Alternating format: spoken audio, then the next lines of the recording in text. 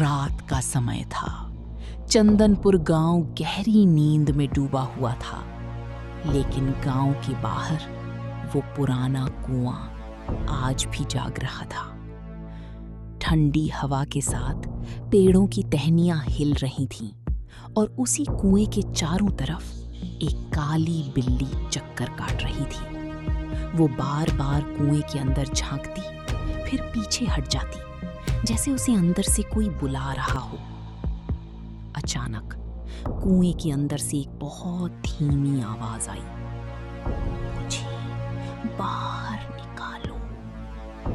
बिल्ली वहीं रुक गई, उसकी आंखें फैल गईं। उसने डरते हुए फिर से कुएं के अंदर देखा, लेकिन इस बार अंदर सिर्फ अंधेरा था, एकदम गहरा, डरावना अंधेरा। बिल्ली जोर से म्याऊं करती है और भाग जाती है, लेकिन कुएं के अंदर से कोई उसे जाते हुए देख रहा था। अगली सुबह गांव में हलचल मच गई। कुछ लोगों ने रात की आवाजें सुनी थीं। किसी ने कहा वहां कुछ है, तो किसी ने कहा ये वही कुआं है जो सालों पहले बंद कर दिया गया था। डर के मारे गांव वालों ने एक अघोरी को बुलाया। अघोरी धीरे धीरे कुएं के पास आया। उसने अपनी आंखें बंद की और मंत्र पढ़ने लगा। कुछ ही सेकंड में उसका चेहरा बदल गया। उसने आंखें खोली और जोर से चिल्लाया, ये कुआं अब बंद नहीं है, ये जाग चुका है। उस दिन के बाद गांव में सब कुछ बदल गया। रात होते ही हर घर के दरवाजे बंद हो जाते थे।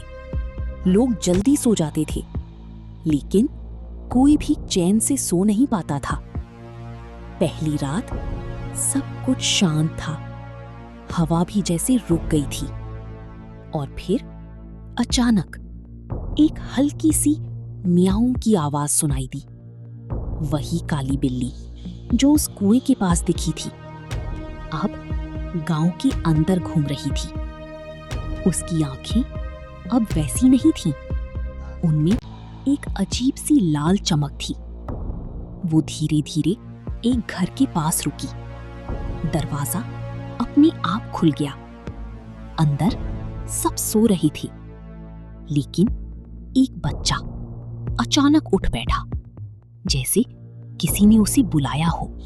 वो धीरे धीरे दरवाजे की तरफ चला और फिर अंधेरे में गायब हो गया। सुबह हुई और एक और घर से एक बच्चा गायब था। अब ये सिर्फ एक घटना नहीं थी, ये रोज होने लगा। हर रात एक बच्चा गायब हो जाता। गांव में डर अब खौफ बन चुका था। लोग रात भर जागते, दरवाजों पर पहरा देते, लेकिन फिर भी कोई नहीं बच पाता था। और वो काली बिल्ली हर रात कहीं ना कहीं दिखाई दे जाती, जैसे वो किसी का इंतजार कर रही हो या किसी को चुन रही हो।